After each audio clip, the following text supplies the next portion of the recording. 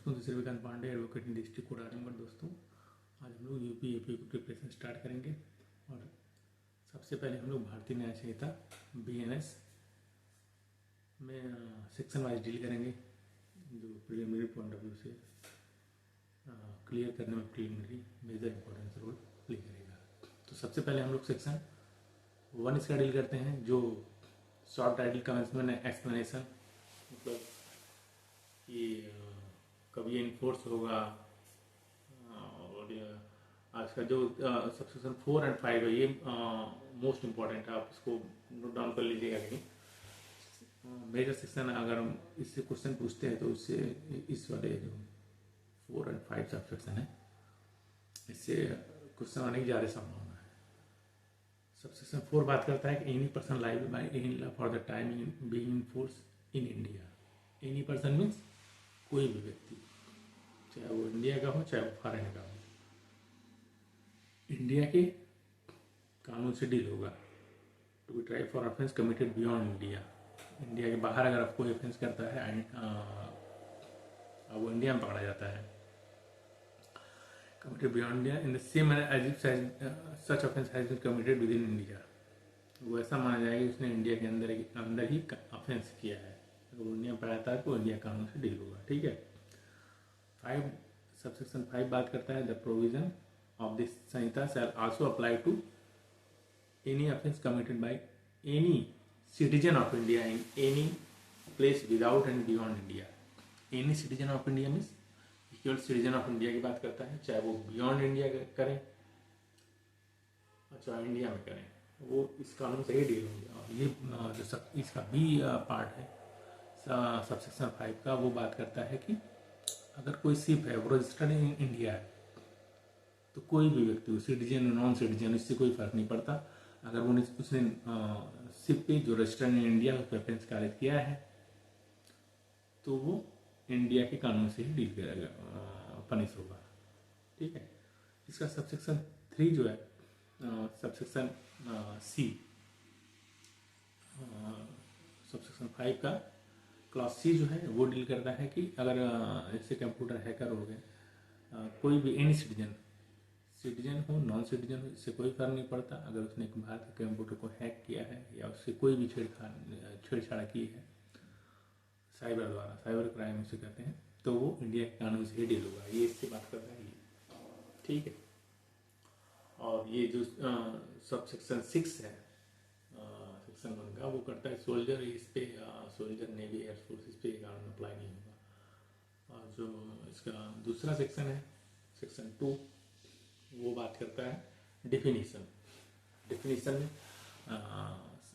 सबसे पहला डिफिनीशन है इसमें act means not only act, इसमें सीरीज ऑफ एक्ट भी काउंट होता है। जैसे आपने एक साथ कई अपराध किए, उसको गाली दी, मारी, जान से मारने की धमकी दी है, तो ये सीरीज ऑफ एक्ट हो गया। तो इसको नॉट एक्ट डिवाइड नहीं हो जाएगा, इसमें series of act is single act, उसको एक्ट ही बोला जाएगा। ठीक है। इसका दूसरा पार्ट है एनिमल मीन्स, ये जरूरी इसमें ये कहा गया है कि animal means all other things which is not a human being all living creature other than human being. मतलब ह्यूमन बीइंग के अलावा जो भी जीव जंतु प्राणी है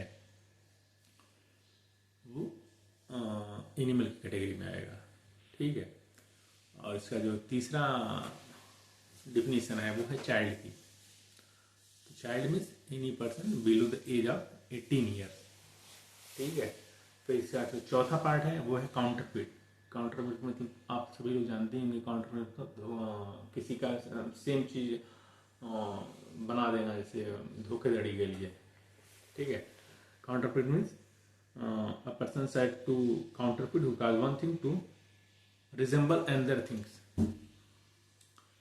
जैसे लोग जाली नोट्स बना देते हैं या ताकि अपना अदर व्यक्ति धोखा खा जाए, या जाली डॉक्यूमेंट बना दी, वो भी काउंटरफिट में आएगा। That is not to practice deception not to likely deception will thereby practice. तो ये हो गया काउंटरफिट, किसी भी धोखे के लिए कोई डुप्लीकेट चीज बनाया जाए ताकि आदमी देख के धोखा खा जाए। ठीक है। और नेक्स्ट इसका सेक्शन है कोर्ट। कोर्ट मीन्स आप सभी लोग जानते हैं, कोर्ट मीन्स अ जज who is empowered by law to act judicially alone or a body of judge which is empowered by law to act judicially as a body when such judge or body of judge is acting judicially. Court में जज होते हैं which empowered by law, जिन law के द्वारा किसी judgement को पास करने का या कुछ भी जो जज का काम होता है उसको करने का उसके पास पावर हो, तो वो कोर्ट के अंतर्गत आएगा। Death means death of a human being unless the country appears from the context.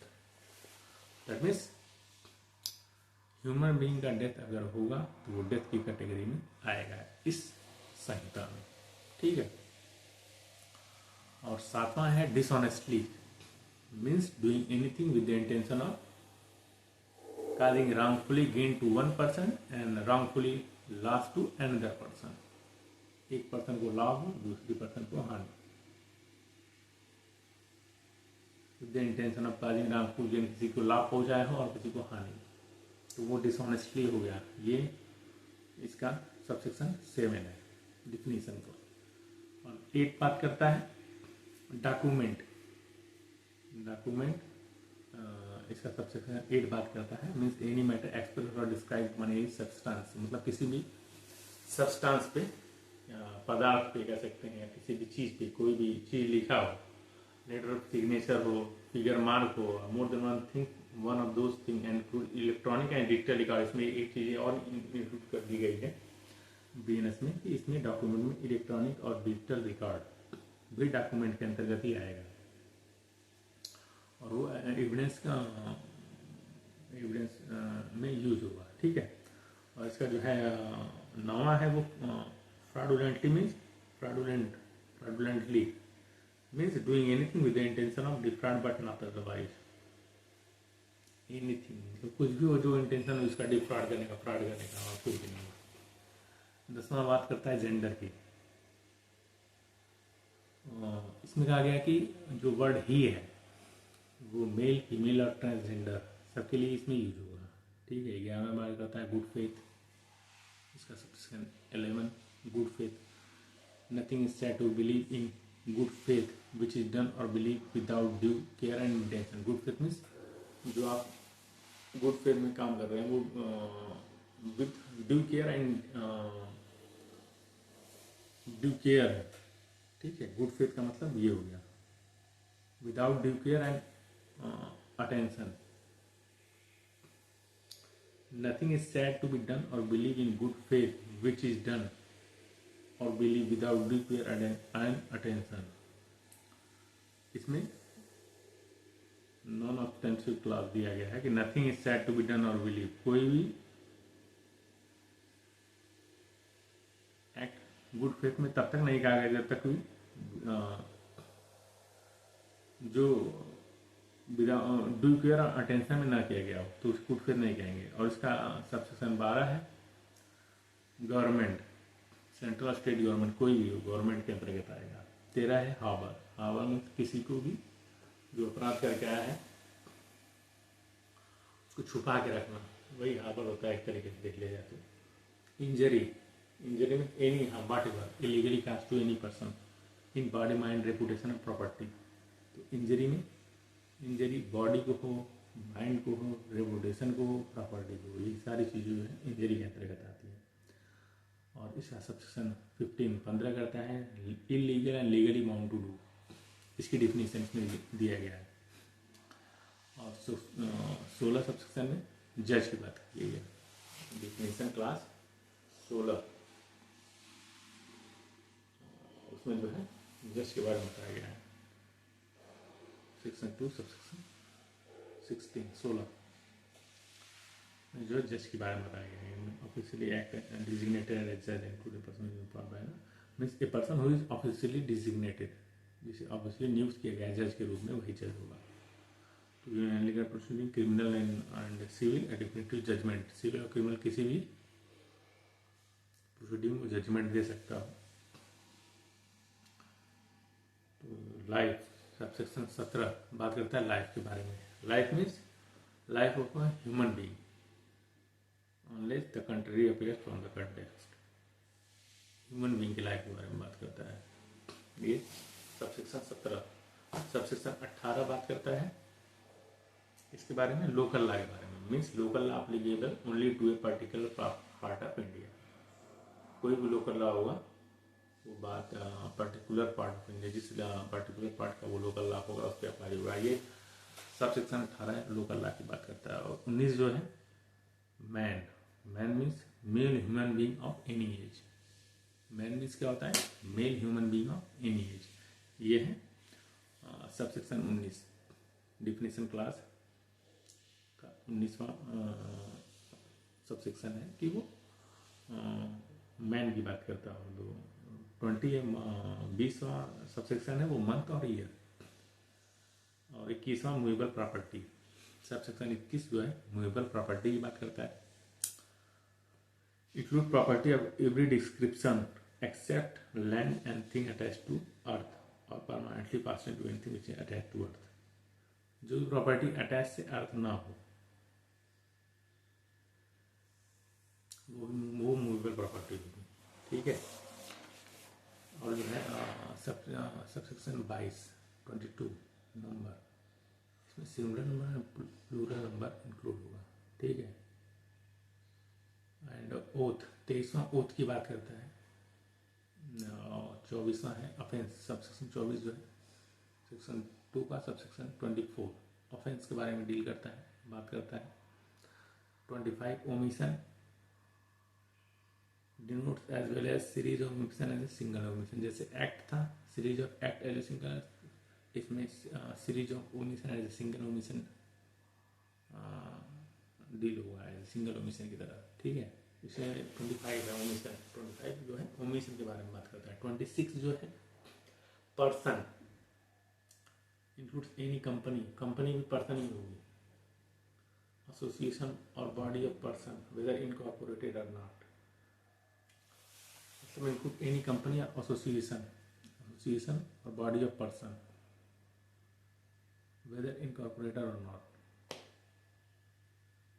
Company भी होगी, एसोसिएशन भी होगा, और भी पर्सन की तरह डील होगा, और पर्सन तो पर्सन है ही है। पब्लिक 27 जो है इसका सबसेक्शन 27 पब्लिक के बारे में बात करता है। 28 जो है पब्लिक सर्वेंट के बारे में बात करता है।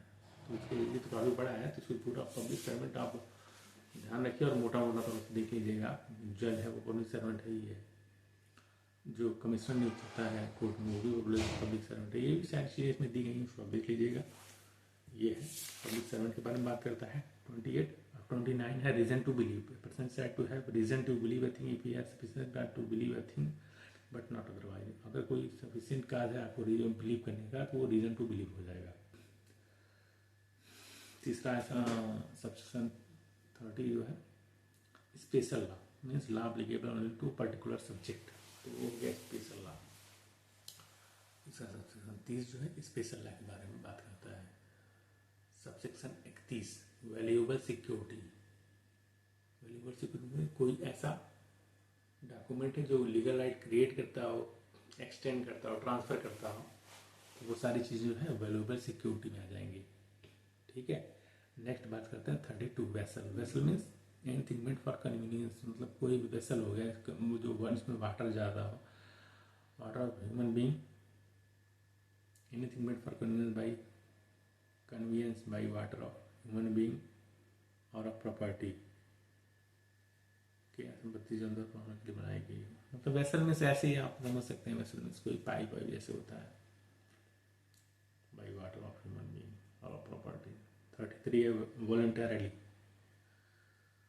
मैनिकाज it by means of your by intent to cause. कोई वॉलंटरली अच्छी इच्छा से कोई काम करता है तो वही वॉलंटरली मोटी मोटा दिया गया।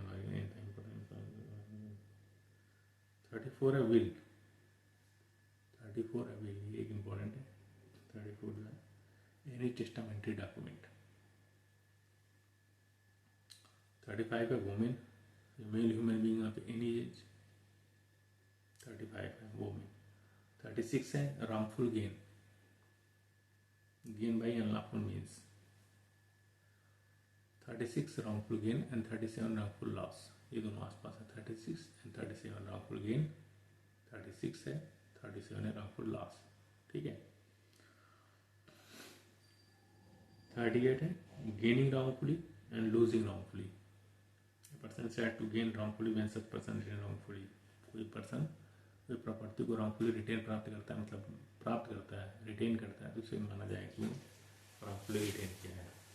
एक्वायर करता है रॉन्गफुली, तो उसको माना जाएगा रॉन्गफुली एक्वायर किया है।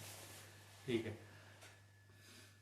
39 word and expression use but not defined in this sentence but defined in the information technology act and Bharatiya Nagarik Suraksha Sanhita shall have the meaning respectively assigned to them in that act and Samhita.